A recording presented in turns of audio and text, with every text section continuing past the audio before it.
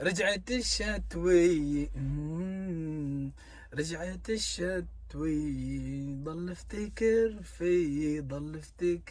في رجعت الشتوي. حلو الطايمو صح قديمي بس ماله قديم ماله جديد. هي طاقية الإخفاء بس تلبسها. بتعرف ليش عم يأجلوا مباريات الدوري السوري اللي ما حدا بيعرف ليش عم يأجلوها؟ اليوم اتحاد كرة القدم السوري ببيان رسمي كان عم يعلن عن موعد عودة الدوري السوري. رح نعمل فيديو تاني ونحكي أكثر عن المباريات والمواجهات وتوقعاتنا.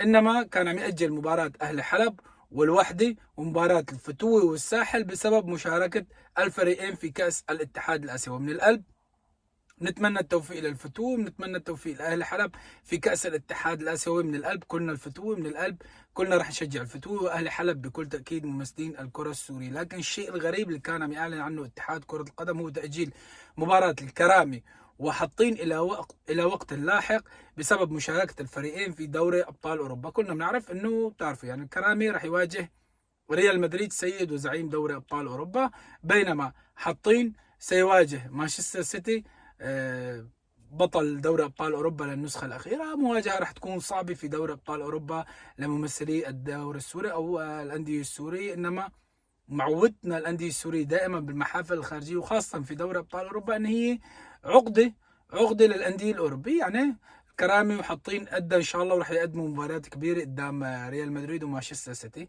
هذا سبب التاجيل الوحيد يعني اللي توصلنا له بعد لباس او بعد ما لبسنا طاقية الإخفاء يعني.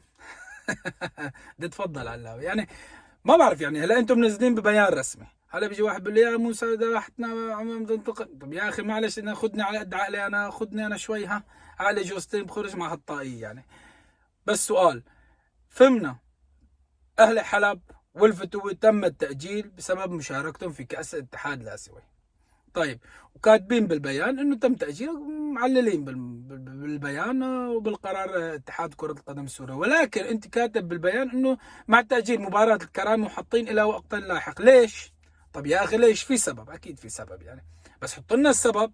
يعني اذا عرف السبب بطل العجب يعني. مشان نحن ما نستغرب من القرار والكومنتات وانتم بتقولوا تضلوا مسكرين الكومنتات على صفحه اتحاد كره القدم السوري لانه العالم بتهاجمنا. طيب انت برر للعالم، اطلاع قول للعالم، اكتب ببيان ليش هي المباراة أجلت. في شيء صاير شيء في مشكلة يعني لأي شيء يعني.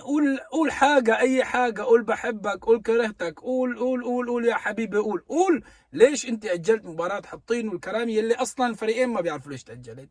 يعني أنا حاولت قبل ما أصور الفيديو وتواصلت وسألت هون وهون، كله يقول لي غريب انه ليش. فقررت البس هاي الطاقية، فاتضح لي انه الكرامي سيواجه ريال مدريد في نصف نهائي دوري ابطال اوروبا، وحاطين سيواجه مانشستر سيتي في نصف نهائي دوري ابطال اوروبا. بنقول يا رب نحضر نهائي دوري ابطال اوروبا السوري خالص يجمع الكرامي وحاطين ساعتها راح يعني ما راح نعرف مين راح يشجع بما انه الفريقين ممثلين الكره السوريه في دوري ابطال اوروبا يعني.